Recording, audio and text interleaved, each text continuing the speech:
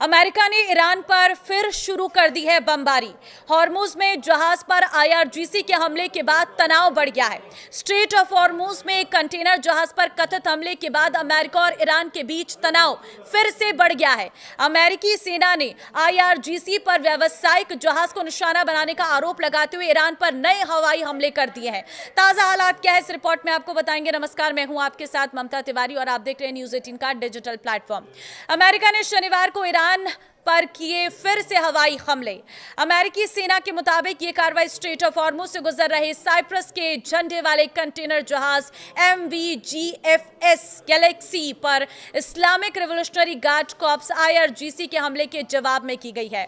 अमेरिकी central command ने बताया कि शनिवार शाम 7:15 पर अमेरिकी समय अनुसार हमले शुरू किए गए।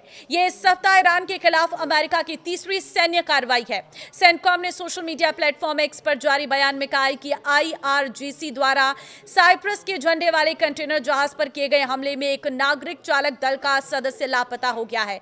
जहाज में आग लग गई है और इंजन रूम को भारी नुकसान पहुंचा है, जिसके कारण जहाज अपनी आगे की यात्रा जारी रखने की स्थिति में नहीं है।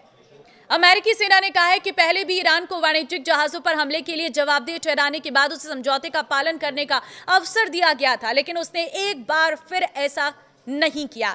इसी वजह से यह सैन्य कार्रवाई की गई है। अमेरिकी सेंट्रल कमांड के मुताबिक इन हमलों का उद्देश्य ईरान की उन क्षमताओं को कमजोर करना है जिसका इस्तेमाल वो स्ट्रेट ऑफ हॉर्मुज से गुजरने वाले व्यावसायिक जहाजों पर हमला करने के लिए करता है। अमेरिकी सेना ने बताया कि यह कार्रवाई राष्ट्रपति डोनाल्ड ट्रंप के निर्देश पर की गई। अमेरिकी रक्षा मंत्री पीट हेगसेथ ने एक्स पर लिखा है कि ईरान ने गलत फैसला लिया है, अब उसे इसकी कीमत चुकानी होगी। ईरान की मेहर समाचार एजेंसी के मुताबिक अमेरिकी हमलों के बाद केशम द्वीप पर विस्फोटों की आवाजें सुनी गई हैं। वहीं ईरान के पब्लिक ब्रॉडकास्टर IRIB ने बंदर अब्बास में 3 और सिरीक में 2 हमलों की जानकारी दी। अमेरिकी हमलों से कुछ घंटे पहले ईरान ने घोषणा की थी कि उसने एक बार फिर स्ट्रेट ऑफ हॉर्मुज को अस्थायी तौर पर बंद कर दिया। ईरान का कहना है कि एक जहाज ने हॉर्मुज में अनधिकृत मार्ग का इस्तेमाल किया था, जिस पर चेतावनी के तौर पर गोली चलाई गई।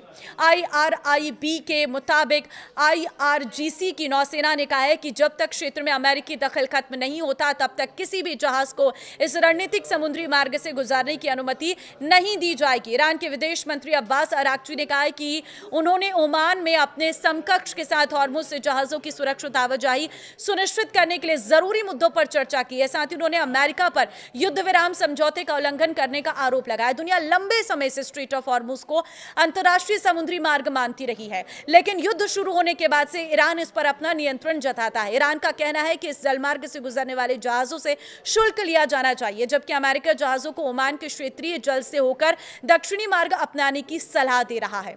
तो फिलहाल अभी फिर से एक बार युद्ध शुरू हो चुका है, मतलब फिर एक बार हालात गंभीर होने वाले हैं। इस युद्ध का खात्मा का इंतजार पूरी दुनिया को है, लेकिन यह खत्म होता नजर नहीं आ रहा है। बातचीत भी हो रही है, युद्ध भी हो रहा है, ऐसे में कोई समाधान अभी तक नहीं निकल पाया है। अब देखना होगा कि कब तक समाधान निकल पाता है। फिलहाल आपको क्या लग रहा है, मुझे कमेंट में अपनी राय जरूर देना। इस वीडियो को शेयर कर देना। नमस्कार।